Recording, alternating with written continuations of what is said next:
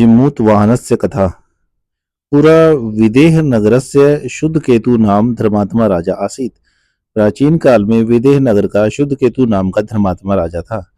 तस्य पुत्रः जिमूतवाहनः बाल्यकालाद् एव धर्मनिष्ठ त्यागशीलः परोपकाररतः दीनानुकंपी च आसीत्।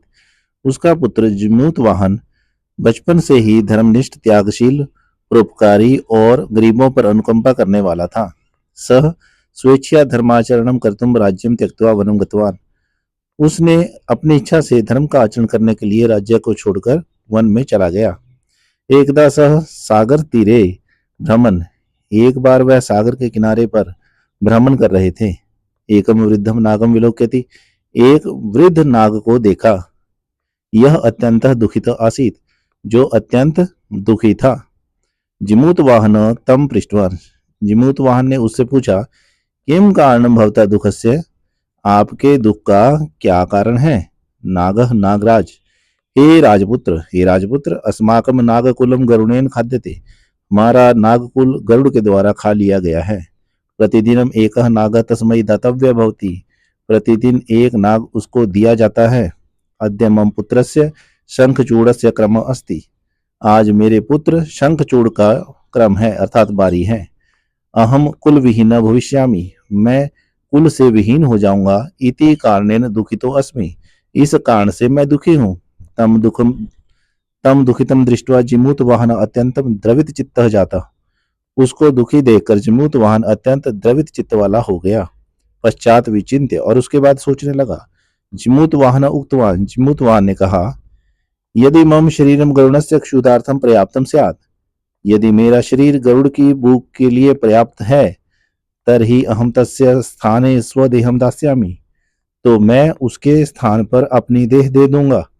जिमूतवाहन तम नागम रक्षितुम स्वयं शंखचूड़ नागस्य रूपम धृत्वा गरुड़स्य समीपम गतः। जिमूतवाहन उस नाग की रक्षा करने के लिए स्वयं शंखचूड़ नाग का रूप धारण करके गरुड़ के पास गया।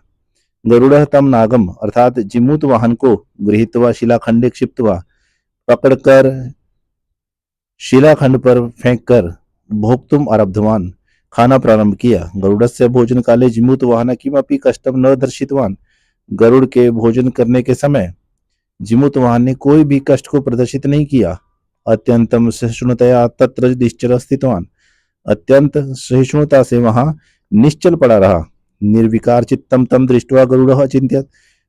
निर्विकार चित्त वाले उसको देखकर गरुड़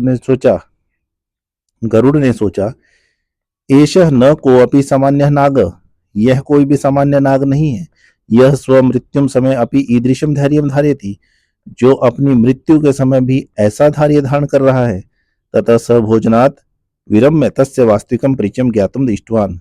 तब उसने भोजन को रोककर उसका वास्तविक परिचय जानने की इच्छा की। सर्वम वृतांतम ज्ञात्वा तस्य साहसम।